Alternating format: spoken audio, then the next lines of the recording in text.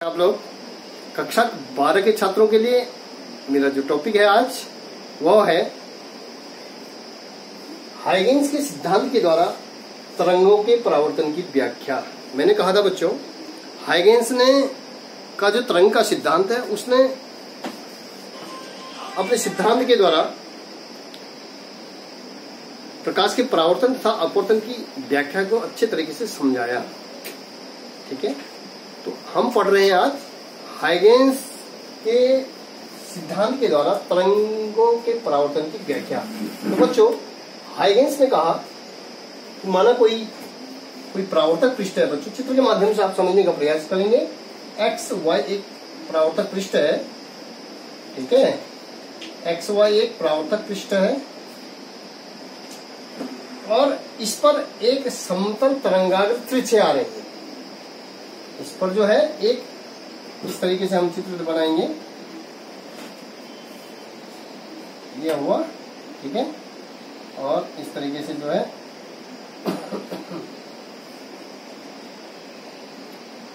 एक समतल तरंगाग्र आया। ठीक है, ये प्रकाश किरणें हैं और प्रकाश किरणों के द्वारा प्रकाश जो है किसी स्रोत के द्वारा आ रहा है। ठीक है, समतल तरंगाग्र बन रहा है और जो समतल तरंगाग्र आ रहा है वो तिरछा आ रहा, माना ए है, इसका ये वाला पॉइंट ए है और ये क्या है, बी है। एक तरंगाग्र बना, समतल तरंगाग्र। तो देखिए बच्चों, हमने कहा हाइगेन्स के सिद्धांत के अनुसार है कि जब किसी स्रोत से प्रकाश तरंगें निकलती हैं या किसी स्रोत से तरंगें निकलती हैं तो उसमें माध्यम के कण क्या करते हैं, कंपन करने लगते हैं, जिसके कारण जो है माध्यम की कणों का एक तरंगाग्र बन जाता है और वह तरंगाग्र में प्रत्येक कणों की जो कंपन होती है या कला होती है वो समान होती है। ठीक है बच्चों, तो वो कला समान होने के कारण जो प्रत्येक कण है, प्रत्येक बिंदु है, वह बिंदु क्या करता है, स्रोत का काम कर रहा है। तो वो है हाइगेन्स के द्वितीयक तरंगिकाओं का सिद्धांत। ठीक है, तो बच्चों यहाँ पे जो है इस परावर्तक पृष्ठ पर एक समतल तरंगाग्र आ रहा है, तिरछा तरंगाग्र आया। ठीक है, तो बच्चों यहाँ पे देखिए, ये जो बी वाली जो पोजीशन है, यहाँ से जो है बी से अब टी समय में अब किस वेग से प्रकाश की जो तरंगे आ रही है वो भी वेग से आ रही है। ठीक है, अब ये भी वेग से माना सपोज परावर्तक बी से बी डैश तक यदि ये तरंगाग्र पहुंचता है तो ये कितने समय में पहुंचता है, टी समय में। ठीक है, तो यहां से यहां तक जो ये दूरी तय करेगा, तो चूंकि बच्चों हमारे पास प्रकाश के तरंगों की चाल है v, प्रकाश के तरंगों की चाल क्या है, v है। तो t समय पश्चात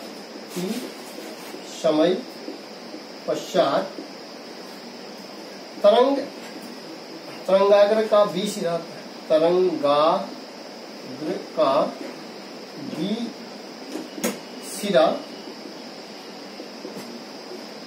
तरंगाग्र का बी सिरा टी समय पश्चात तरंगाग्र का बी सिरा वीटी सिरा, चूंकि होता है चाल बराबर दूरी बटे समय, चाल बराबर दूरी बटे समय होता है बच्चों। तो चाल हमारी v है और दूरी हमने निकालनी है और समय हमारा t हो गया। तो t समय पश्चात जो तरंगाग्र की जो चाल होगी, t समय पश्चात जो तरंगाग्र की चाल होगी वह होगी vt इक्वल टू दूरी।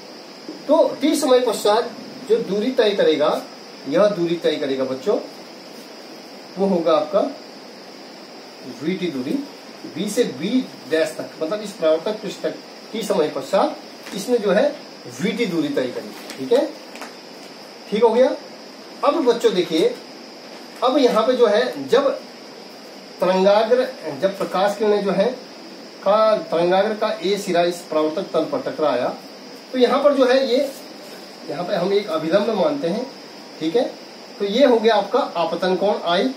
ठीक है, और ये जो है प्रकाश तरंग जो है सीधे परावर्तक पृष्ठ से जो है, चूंकि ये परावर्तक पृष्ठ है तो ये यहाँ से जो है टकरा करके जो है ये जो है टी समय पश्चात जो ये तरंगाग्र का ये वाला सिरा है ये भी जो है कहाँ पहुंच जा रहा है, टी समय पश्चात जो तरंगाग्र का सिरा है वो जो है कहाँ पहुंच गया, इस तरीके से बच्चों ये गया। तो बच्चों हम देखेंगे इसमें वो कहाँ पहुंचेगा, ए कहाँ है, ए डैश तक, ठीक है। वो भी जो है वही कंडीशन इस पे लागू होगी कि टी समय पश्चात तरंग जो है परावर्तन के फलस्वरूप, तरंगाग्र का जो ए सिरा है वो इसके फलस्वरूप, परावर्तन के फलस्वरूप ए से ए डैश तक पहुंचा, तो उसने कितनी दूरी तय करी, वीटी दूरी तय करी। यहाँ पे बच्चों हम कह सकते हैं, यहाँ पे जो दूरी तय करी इसने, ये भी जो है वीटी दूरी तय करी, यहाँ से बी से बी डैश और ए से ए डैश, ये वी की दूरी इसने क्या करी, तय करी। तो बच्चों हम देखेंगे यहाँ पे जो है, अब जो बी का जो सिरा है, जो तरंगाग्र का बी सिरा है वो टी समय पश्चात जो है वीटी दूरी तय करके बी डैश पर पहुंचा। फिर यहाँ पर इसका भी क्या हो गया, परावर्तन हो गया बच्चों। यहाँ पे जो है चूंकि ये परावर्तक पृष्ठ है तो ये टकरा करके हमारा जो है पुनः जो है इस तरीके से चला गया, ठीक है। और यहाँ पे जो है ये अभिलंब की ओर, अभिलंब ये क्या है, इसका अभिलंब है, ठीक है। तो बच्चों हम देखेंगे जब ये आपतन कोण है तो उसके बाद जो ये परावर्तन कोण हो जाएगा बच्चों, ये वाला कोण हो जाएगा, ये वाला परावर्तन कोण आर, ये आई है तो ये क्या हो जाएगा आर। किरण, प्रकाश किरण आपतित हुई, ठीक है। तरंगाग्र का ए सिरा परावर्तक तल पर गिरा तो यहाँ पे ये अभिलंब है, तो ये इंसिडेंट एंगल हो गया, ये टकरा करके वापस लगा, ये आपका अपवर्तन कोण हो गया, ठीक है बच्चों। दूसरा जो है उसी प्रकार से बी से वीटी दूरी तक, ये बी पर टकराया, ये अभिलंब है, तो जो इंसिडेंट एंगल हो जाएगा बच्चों, ये इंसिडेंट एंगल हमारा हो जाएगा, ये हो जाएगा आई है, ठीक है। इंसिडेंट एंगल क्या हो गया, आई हो गया, तो ये जो है ये क्या हो गया बच्चों, आर हो गया, ये वाली कंडीशन क्या होगी, आर, ठीक है। तो ये भी जो है टकरा करके वापस गया। अब हम क्या करते हैं बच्चों, ए को हम इसमें जो है देख रहे हैं कि ए को केंद्र मानते हुए वीटी दूरी का, ए को केंद्र मानते हुए वीटी दूरी का एक चाप लेते हैं, ठीक है। वीटी दूरी का जो चाप लेंगे तो हम जो है वीटी दूरी का चाप लेते हैं, तो माना सपोज हम ए डैश यहाँ पे लेंगे, तो वीटी दूरी का ए डैश हमने यहाँ पे लिया, ठीक है। तो वीटी दूरी का जो चाप ए से ए डैश तक जो वीटी दूरी का चाप लेंगे, तो चाप हमारा जो है इस तरीके से चाप आएगा, ठीक है। हम जो है इसको चाप लिया हमने यहाँ से वीटी दूरी का क्या लिया, चाप।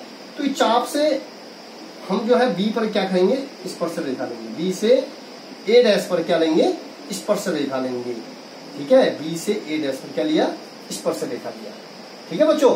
तो आप देखेंगे क्योंकि देखिए ये आई है, तो ये टोटल ये कोण भी क्या हो जाएगा हमारा, ये वाला कोण क्या हो जाएगा, आई हो जाएगा, ये वाला कोण क्या है, आई है, ठीक है।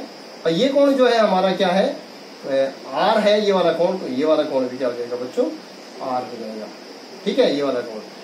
तो बच्चों हम देख रहे हैं इसमें जो हमारा फिगर बना, हाइगेंस का जो प्रिंसिपल है, हाइगेंस का जो प्रिंसिपल कहता है कि जो हाइगेंस के द्वितीय तरंगिकाओं का सिद्धांत है कि जब जो है किसी प्रकाश स्रोत से कोई तरंगें कंपन उत्पन्न हो रही हैं, तो उत्पन्न होने के फलस्वरूप, ठीक है, उत्पन्न होने के फलस्वरूप जो है माध्यम में एक ऐसा पृष्ठ खींचा जाता है, में खींचा गया ऐसा काल्पनिक पृष्ठ जहां पर कणों की जो है कला क्या है, समान है, और वहां उसके बाद जो है उनकी कला समान है, और जहां पर ये तरंगाग्र है, और चूंकि तरंगाग्र का जो प्रत्येक कण है, तरंगाग्र का जो प्रत्येक कण है वो किसका काम कर रहा है, स्रोत का काम कर रहा है, और स्रोत का काम करने के फलस्वरूप इसका जो समानांतर ये हो गया, ए भी हमारा एक यहाँ पे क्या बना, ए भी एक तरंगाग्र थी,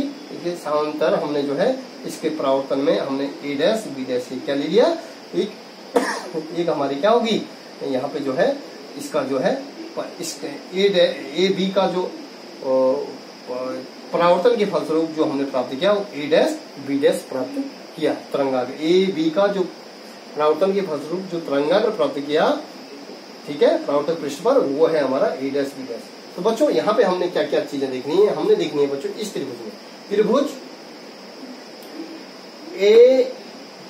ए, अब यहाँ पे देखेंगे कि ये जो भुजा है, ये जो हमारी जो भुजा है बी बी डैश पर हम देखेंगे, क्योंकि हम देख रहे हैं बी बी डैश पर बी ए बी क्या है, लंब है।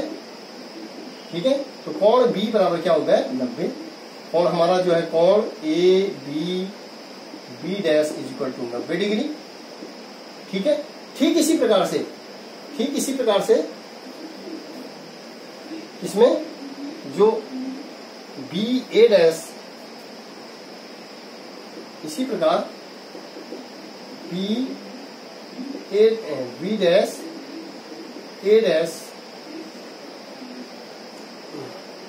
ठीक है, बी डैश ए डैश पर जो हमारा जो लंब है, ठीक है बच्चों, बी डैश ए डैश पर जो लंब है वो है हमारा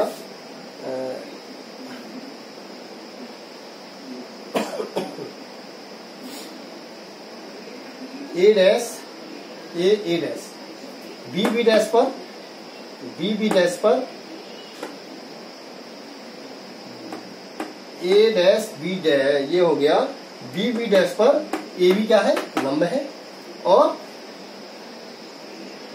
ये हो गया हमारा ए डैश ए डैश पर बी डैश ए क्या है, बी डैश ए डैश क्या है, लंब है। आप समझ रहे हैं? तो ये वाला कोण भी 90 डिग्री हो गया और ये वाला कोण भी क्या हो गया, 90 डिग्री। इस वाले भुजा पर ये लंब है, ठीक है, और इस वाली भुजा पर बी डैश पर ए भी क्या है, लंब है।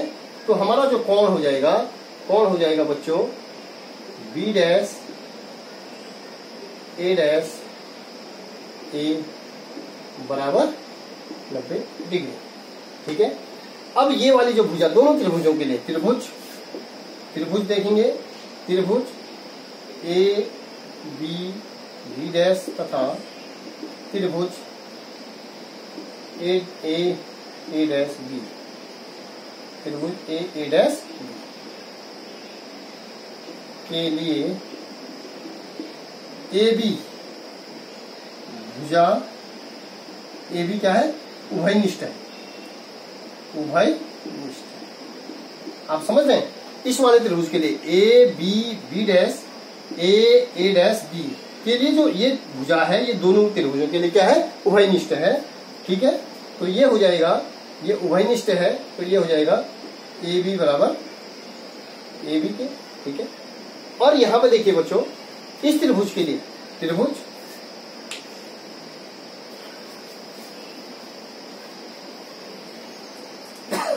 इसके लिए त्रिभुज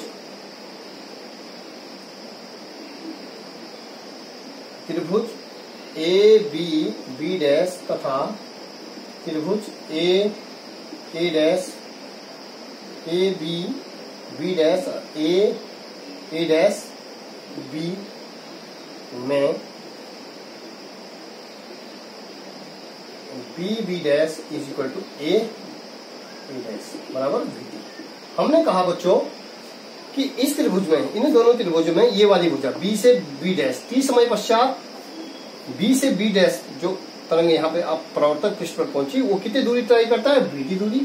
ठीक इसी प्रकार से ये जो है, जब तरंगाग्र का ये वाला सिरा परावर्तक पृष्ठ पर टकराया, टकराने के फलस्वरूप जो है ये वापस गया। ठीक है, इसने अपनी दिशा परिवर्तित कर दी, तो यहाँ पर जो है, यहाँ पे ये जो है वीटी दूरी तय करके जो है ए डैश तक पहुंचता है। ठीक है, और ये जो है बी भी जो है, बी से तरंगाग्र का जो दूसरा सिरा बी जो है बी डैश तक पहुंचने में कितना समय देता है, वीटी देता है। तो अर्थात ये दोनों भुजाएं क्या है, ये भी क्या है, बराबर है। ये भुजा क्या है, दोनों ये भी बराबर है। ठीक है, ए बी बराबर किसके, ए बी के हो गया। ठीक है, ये वाला कोण क्या हो गया, समान हो गया। तो हम कह सकते हैं बच्चों, कोण कौन सा वाला, इस त्रिभुज में ये वाला कोण B A B dash is equal to कोण